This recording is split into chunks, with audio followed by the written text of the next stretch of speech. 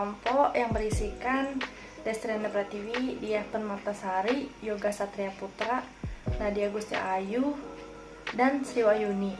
Baiklah, di sini kami akan menjelaskan tentang supply chain management pada sari roti.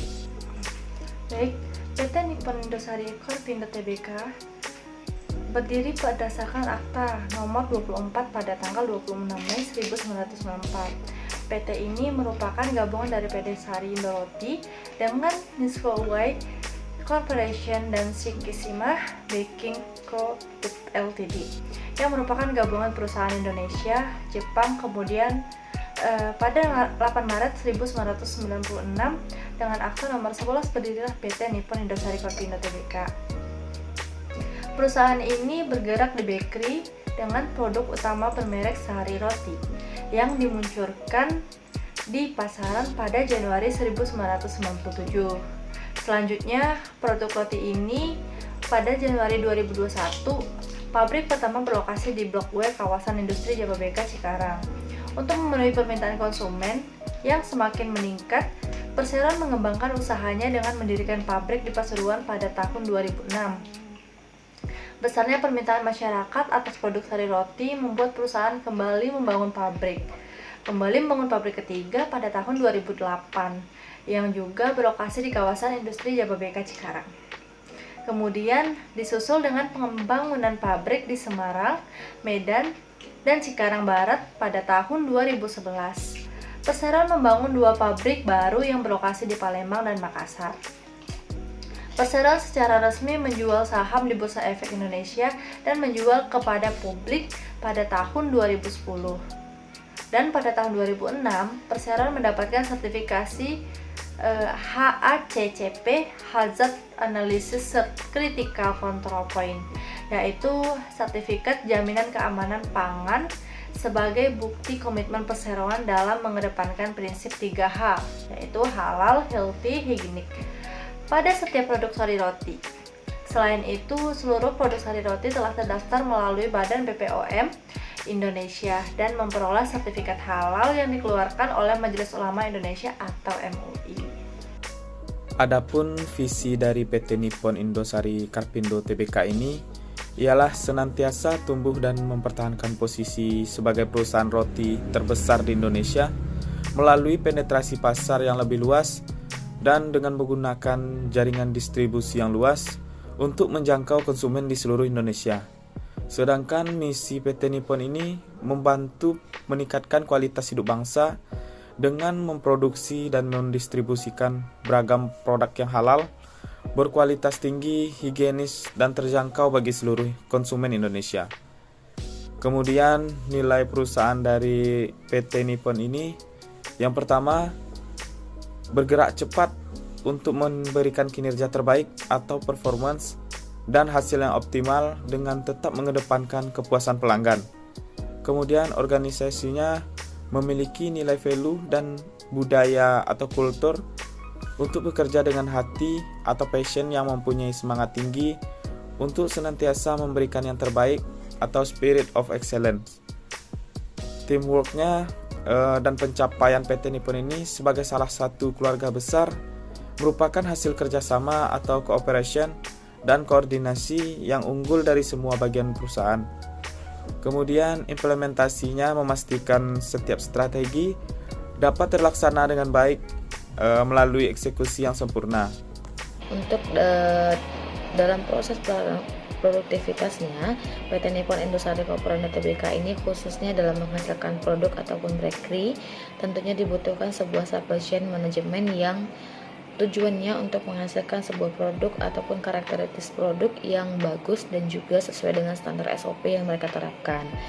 Nah, dalam pelaksanaan ini juga mereka tentunya harus melalui beberapa tahapan atau melalui beberapa alur yang akan menunjang proses produksinya. Salah satunya di sini tentunya yang pertama atau yang paling utama, mereka harus menentukan supplier sebagai pemasok bahan utama atau bahan baku yang bakal mereka gunakan, di mana nantinya bahan baku yang didapat dari supplier ini akan dikirim ke pemasok pabrik sari roti, yang kemudian tentunya harus melewati berbagai seleksi ketat untuk memenuhi standar perusahaan dengan tujuan mendapatkan sebuah produk ataupun bahan baku yang berkualitas. Nah, setelah melalui beberapa tahapan tersebut dan sesuai dengan standar perusahaan, maka bahan baku tersebut disimpan di sebuah penyimpanan yang sesuai dengan penyimpanan masing-masing bahan baku tersebut. Yang tidak semua bahan baku itu dilakukan penyimpanan, ada juga yang langsung diolah untuk dijadikan sebuah roti ataupun produk, sehingga persediaan bahan baku di gudang tidak selalu menumpuk dan terlalu banyak untuk meminimalisirkan kerugian perusahaan apabila bahan baku tersebut mengalami kerusakan atau kadaluarsa, karena pada dasarnya bahan baku yang digunakan oleh perusahaan sari roti ini adalah bahan baku yang memiliki tingkat kadaluarsa yang rendah. Nah, setelah melakukan tahap proses pemilihan supplier ini, tentunya dilakukan proses produksi atau manufacturing di pabriknya, di mana dalam proses produksinya perusahaan tentunya mengutamakan kecepatan dan serta efisiensi produksi tanpa mengabaikan kualitas produk yang dihasilkan, di mana dengan cara perusahaan melakukan kegiatan produksi secara terus-menerus setiap harinya yang dilakukan dalam waktu 24 jam dalam sehari selama 7 hari untuk setiap minggunya. Nah, untuk mengefisiensi waktu dan menghemat biaya distribusinya, perusahaan membangun pabrik di dekat-dekat gerai pemasaran produk sari roti, yang dimana dalam proses produksinya juga dibuat seefektif mungkin sesuai dengan alur manajemen operasi, di mana mesin-mesin yang diletakkan berurutan dan berdekatan sesuai dengan waktu ataupun urutan prosesnya. Nah, setelah dengan proses produksi tadi, tentunya perlu pendistribusian, di mana dalam proses pendistribusian ini, perusahaan sari roti memerlukan atau memberlakukan sistem just time, di mana perusahaan tidak menimbun persediaan dan menjamin produk senantiasa baru serta berkualitas. Di mana agen-agen ini namun tidak terlalu banyak, di mana agen-agen sari roti ini tidak terlalu banyak ditemui karena perusahaan lebih banyak melakukan pendistribusian kepada gerai-gerai yang cakupan persebarannya luas, di mana yang mudah ditemukan seperti minimarket, Indomart atau Alfamart, dan juga supermarket seperti Hypermart dan Giant. Nah, setelah melakukan proses pendistribusian kepada agen-agen tadi, tentunya langkah selanjutnya ataupun alur tahapan selanjutnya yaitu retail atau wholesaler, di mana perusahaan mendistribusikan produk sari roti mereka ke agen penjual dengan jumlah yang tentunya tidak terlalu banyak dan tidak terlalu sedikit juga, yang kemudian ini bertujuan untuk meminimalisir kerugian atau pengambilan produk yang tidak laku akibat terlalu banyak pasokan di agen penjual tersebut. Nah, selain itu juga pasokan produk yang terlalu sedikit juga menambah daya minat atau permintaan customer, karena ini terkesan langka atau terkesan produknya laku, sehingga maka dari itu perusahaan memberlakukan peraturan yaitu melakukan pengiriman ke gerai ataupun agen setiap harinya dalam 2 kali sehari tergantung dari permintaan pelanggan tersebut. Yang pengajuan pemesanan paling lambat itu dilakukan 2 hari sebelum pengiriman produk ke gerai agar produk sari roti dapat dikirim dalam keadaan dan kondisi yang masih baru. Nah, tahapan selanjutnya ataupun tahap terakhir setelah melakukan beberapa pemilihan supplier, proses produksinya, pendistribusian, wholesaler atau pengajuan terhadap agen-agen penjual, dan terakhir tentunya harus sampai kepada customer, di mana setelah melalui proses distribusi yang maksimal yang dilakukan oleh perusahaan sari roti ini, pelanggan dapat dengan mudah menemukan produk-produk yang ditawarkan sari roti ke gerai-gerai terdekatnya, di mana bisa diproses ataupun bisa didapatkan dari gerai supermarket, minimarket seperti Hypermart ataupun Indomart. Produk sari roti tersebut juga terjaga kualitasnya karena perusahaan selalu memantau dan mengusahakan untuk selalu memberi yang terbaik untuk konsumen dengan selalu memperhatikan keseluruhan proses pengolahan dari bahan baku hingga barang jadi sampai pada proses pendistribusian kepada masyarakat. Nah, itu tadilah tahapan ataupun alur dalam penerapan supply chain yang diterapkan oleh perusahaan sari roti. Namun Tidak habis di situ saja, perusahaan Sari Roti ini juga terus menunjang kelancaran supply chain-nya dengan menggunakan sistem SAP atau System Analysis and Program Development untuk memantau keadaan pasar atau pasokan bahan baku, jumlah produk yang dipesan, dan bagaimana penjualan produk pada agen-agen penjual. Yang perusahaan ini juga atau perusahaan Sari Roti ini juga senantiasa memperhatikan masa kadaluarsa produk roti yang akan beredar di agen-agen penjual, karena bahan utama atau bahan yang digunakan oleh mereka tingkat kadaluarsa yang rendah, sehingga perlu perhatian khusus untuk masa pakai ataupun masa konsumsi yang akan diterapkan oleh roti-roti yang diproduksi oleh mereka. Sehingga perbedaan ini bisa mereka lihat dari perbedaan warna pada pengikat kemasan roti untuk setiap harinya dalam 1 minggu. Dan produk Sari Roti ini ditarik akan dikirim kembali ke pabrik untuk kemudian diolah atau dihancurkan, lalu akan dijual kembali kepada pihak ketiga yang untuk diolah menjadi bahan makan ternak dan ikan. Nah, selanjutnya pada penerapan supply chain management di Nippon Indosari Korpindo terjadi peningkatan efisiensi dalam penanggulangan stok barang. Selain itu, dengan adanya sistem terintegrasi berkat SAP, stok menjadi mudah dipantau. Hal ini juga berpengaruh terhadap distribusi barang jadi roti di setiap pabrik. Dengan adanya peningkatan tersebut, maka penjualan juga ikut meningkat. Perangkat lunak dan teknologi yang digunakan PT Nippon Indosari Korpindo Tbk yang pertama menggunakan konsep just in time atau JIT. Karena barang ini hasil produksi PT NIK yang berupa roti memiliki waktu kadaluarsa yang sangat singkat, kurang lebih 4-5 hari. Nah, maka diperlukan konsep just in time ini. Just in time ini berprinsip hanya memproduksi jenis-jenis barang yang diminta sejumlah yang diperlukan dan pada saat dibutuhkan oleh konsumen. Tujuannya untuk mengefisiensikan proses sehingga tidak diperlukan adanya stok di pusat industri.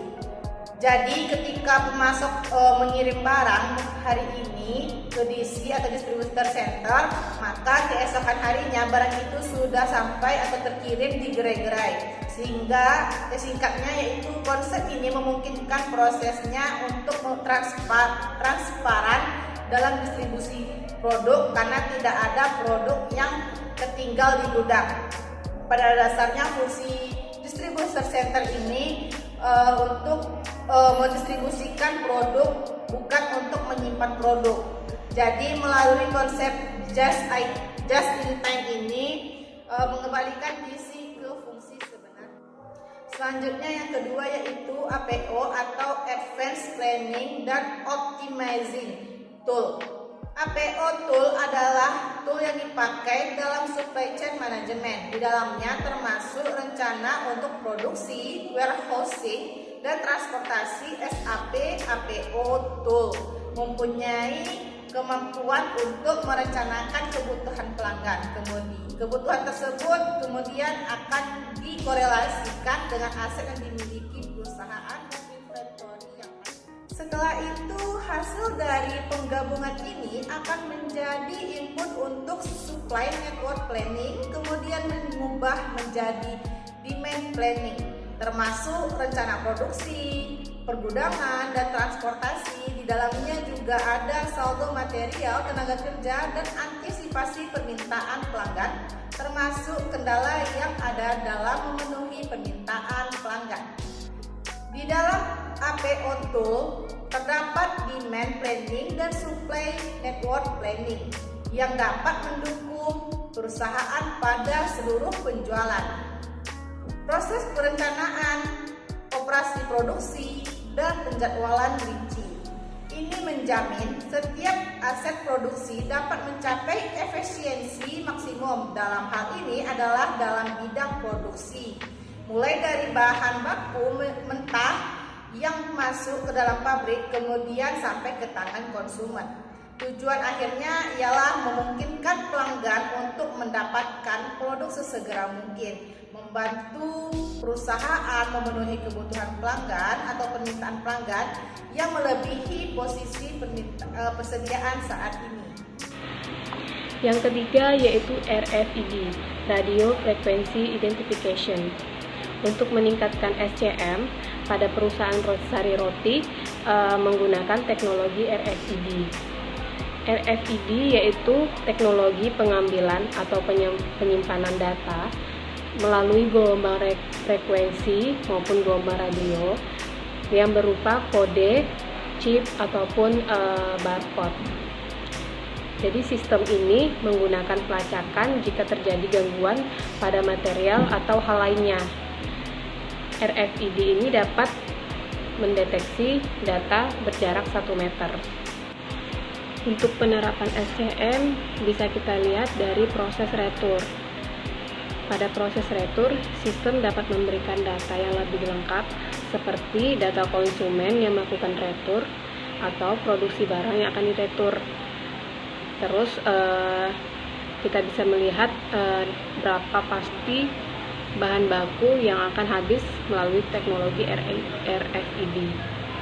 Kemudian perusahaan dapat memperoleh data mengenai berapa barang yang akan diproduksi, kemudian kemana barang yang akan dijual, dan data lainnya yang berhubungan dengan kecepatan penjualan.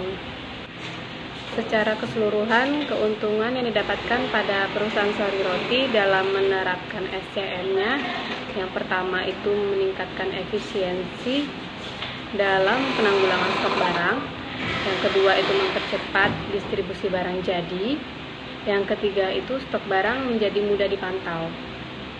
Baiklah, demikian presentasi dari kami. Jika ada kekurangan kami mohon maaf. Saya akhiri, wabillahi taufiq wal hidayah. Wassalamualaikum warahmatullahi wabarakatuh.